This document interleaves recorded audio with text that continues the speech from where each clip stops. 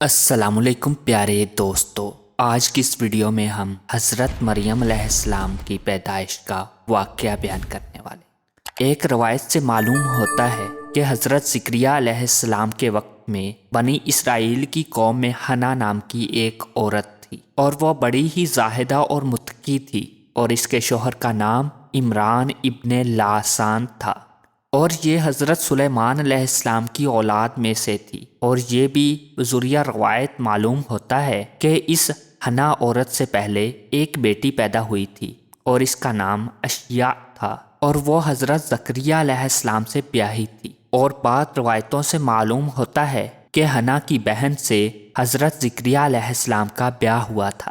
غرض حنا جب آخری عمر میں حاملہ ہوئی تو وہ بیت المقدس میں جا کر خدا کی بندگی میں مشغول ہوئی، اور پھر نظر مانی کہ یا رب، میرے پیٹ سے جو لڑکا ہوگا وہ میں نے تیری نظر کیا تاکہ وہ اس بیت المقدس کی خدمت کرے اور ہمیشہ تیری یاد میں لگا رہے، اور وہ دنیا کا کام نہ کرے۔ چنانچہ حق تعالی سبحانہ فرماتا ہے، ترجمہ: جب کہا عمران کی بیوی نے کہ نام اس کا حنا تھا، اے پروردگار میرے، تحقیق میں نے نظر مانی ہے واسطے تیرے کہ جو کچھ میرے پیٹ میں ہے آزاد کیا ہوا خدمت سے، بس یہ مجھ سے قبول فرما۔ ایک روایت میں یوں آیا ہے کہ اس امت میں یہ دستور تھا کہ بعض لڑکوں کے ماں باپ اپنے حق سے آزاد کرتے اور اللہ کی نظر کر دیتے، پھر تمام عمر ان کو کسی کام میں نہ لگاتے، اور وہ ہمیشہ مسجد میں عبادت کرتے رہتے تھے۔ اس نے نظر مانی اسی حمل کی حالت میں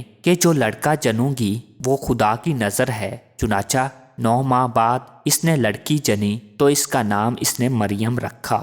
اس حنا عورت کا اس واقعے سے دل سست ہو گیا، یعنی اس کا مطلب یہ تھا کہ بیٹا ہوتا اور بیٹی ہونے سے میری نظر بھی پوری نہ ہوئی، کیونکہ اس امت میں لڑکی کو نظر کرنے کا دستور نہ تھا۔ بس اس نے اپنا منہ آسمان کی طرف کر کے کہا، ترجمہ: بس جب اس کو جنا تو بولی، اے رب، میں نے یہ لڑکی جنی، اور اللہ کو بہتر معلوم ہے کہ جو کچھ جنا اور نہیں ہے مرد مانند عورت کے، تحقیق میں نے اس کا نام مریم رکھا ہے، اور میں اس کو تیری پناہ میں دیتی ہوں، اور اس کی اولاد کو شیطان مردود سے بچا۔ ندا آئی، اے حنا، میں نے قبول کیا مریم کو، اگرچہ وہ مرد نہیں، اچھی طرح قبول کرنا، اور پڑھایا اس کو اچھی طرح سے بڑھانا، اور اس کو سپرد کر دے حضرت زکریہ علیہ السلام کے۔ جب مریم بی بی 7 برس کی ہوئی تب ان کی ماں نے ان کا ہاتھ پکڑ کر بیت المقدس میں حضرت زکریہ علیہ السلام کے پاس گئیں اور ان کو سلام کیا، اور پھر کہا، اے نبی اللہ، میں نے نظر مانی ہے کہ اگر میرے پیٹ سے لڑکا ہوگا تو میں اس کو مسجد اقصی کی خدمت میں دوں گی۔ جب میں نے لڑکی جنی اور میں نے اس کا نام مریم رکھا، اور اس کو لے کر آپ کی خدمت میں لائی ہوں تاکہ وہ اس مسجد میں رہے اور مسجد کی خدمت کرتی رہے۔ چنانچہ حضرت زکریہ علیہ السلام نے مسجد اقصی کے مصلیوں سے دریافت کیا کہ اس کی پرورش اور خبرداری کون کرے گا؟ تب وہاں کا ہر شخص کہنے لگا کہ میں اس کی خبرداری کرتا رہوں گا۔ آخر میں سب میں چراغ پیدا ہو گیا۔ کسی نے کہا کہ اس کو میرے حوالے کر دو، اور کسی نے کہا کہ اس کو مجھے دے دو۔ پھر بات اس پر ٹھہری کہ ہر شخص اپنا اپنا قلم آہنی کہ جس سے تورات لکھی جاتی ہے، اس قلم کو ایک لگن پانی بھر کر اس میں ڈال دو۔ جس کا قلم پانی کے اوپر رہے گا، یعنی پانی میں نہ ڈوبے گا، وہی شخص کفیل مریم ہوگا۔ چنانچہ اللہ تعالیٰ فرماتے ہیں، ترجمہ: جب ڈالے قلم اپنے کہ کون پالے گا مریم کو۔ مسجد کے بزرگوں نے جب حضرت مریم علیہ السلام کا خواب سنا تو پھر ہر ایک چاہنے لگا کہ مریم کو پالیں گے۔ آخر فیصلہ اس بات پر ہوا کہ ہر ایک نے تشت میں اپنا قلم پانی میں ڈالا۔ سب کا قلم پانی میں ڈوب گیا، لیکن زکریہ علیہ السلام کا قلم اوپر ہی تیرنے لگا۔ چنانچہ حضرت زکریہ علیہ السلام کی طرف ان کا پالنا ٹھہرا۔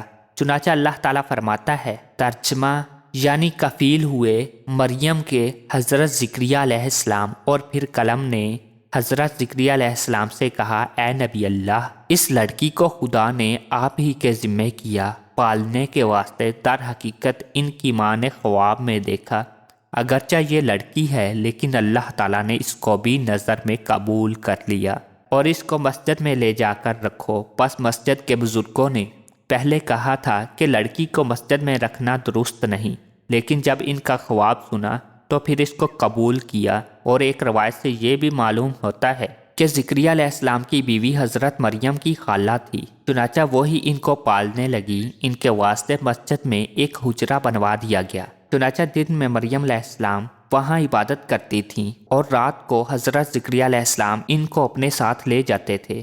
ایک دن حضرت زکریا علیہ السلام مریم کو مسجد میں ایک حجرے کے اندر بند کر کے گھر چلے گئے، چنانچہ جب ان کو یاد آیا تو ایک آہ ماری اور نہایت ہی افسوس کرنے لگے کہ میں نے کیا کام کیا کہ لڑکی کو بے گناہ بھوکا پیاسا کوٹھڑی کے اندر بند کر کے آیا ہوں، شاید کہیں مر ہی نہ گئی ہو۔ جلدی سے جا کر مسجد کے حجرے کا دروازہ کھولا تو وہ کیا دیکھتے ہیں کہ مختلف انواع و اقسام طرح طرح کا کھانا اور میوے ان کے سامنے دھرے ہیں اور حضرت مریم علیہ السلام نماز پڑھ رہی ہیں۔ جب انہوں نے مسجد سے فراغت پائی تو حضرت زکریا علیہ السلام نے پوچھا، اے مریم، یہ کھانا اور میوے اس بند کمرے میں کہاں سے آئے اور اس کو کون لائے؟ وہ بولی، یہ کھانا اور میوے اللہ تعالیٰ کی طرف سے آئے ہیں اور ان کو فرشتے لائے ہیں۔ اللہ تعالیٰ فرماتا ہے، ترجمہ: جس وقت آئے حضرت زکریا علیہ السلام مریم کے حجرے میں، پایا اس کے پاس کچھ کھانا، بولے، اے مریم، کہاں سے آیا تجھ کو یہ کھانا؟ بولی مریم کہ اللہ تعالیٰ کے پاس سے آیا، یہ رزق اور وہ دیتا ہے جس کو چاہتا ہے بے حساب۔ حضرت مریم علیہ السلام نے اس واسطے بے حساب کہا کہ یہ کھانا بہشت سے آیا تھا اور نعمت بہشت کی بے حساب ہے۔ پس اللہ تعالیٰ نے حضرت مریم علیہ السلام کو 3 دن رات بہشت کے کھانے سے پرورش کیا۔ ترجمہ: اور جس وقت کہا فرشتوں نے، اے مریم، تحقیق اللہ تعالیٰ نے برگزیدہ کیا تجھ کو اور پاک کیا تجھ کو سارے جہان کی عورتوں سے۔ اے مریم، تو بندگی کر اپنے رب کی اور اسی کو سجدہ کیا کر اور اسی کو رکوع کیا کر، ساتھ رکوع کرنے والوں کے۔ چنانچہ یہی خطاب مریم پر خاص طور پر ہوا تھا، چنانچہ میں اس پر حضرت مریم علیہ السلام کے واقعے کا اکتفا کرتا ہوں۔ واللہ عالم بالصواب۔ تو پیارے دوستو، آج کی ویڈیو اگر آپ کو پسند آئی تو اسے لائک کریں، شیئر کریں اور چینل کو سبسکرائب نہیں کیا تو اسے سبسکرائب کریں اور ساتھ ہی بیل کے آئیکن کو لازمی پریس کریں تاکہ ہماری نیکسٹ آنے والی ویڈیو کا نوٹیفیکیشن آپ تک باقاعدگی سے پہنچ سکے۔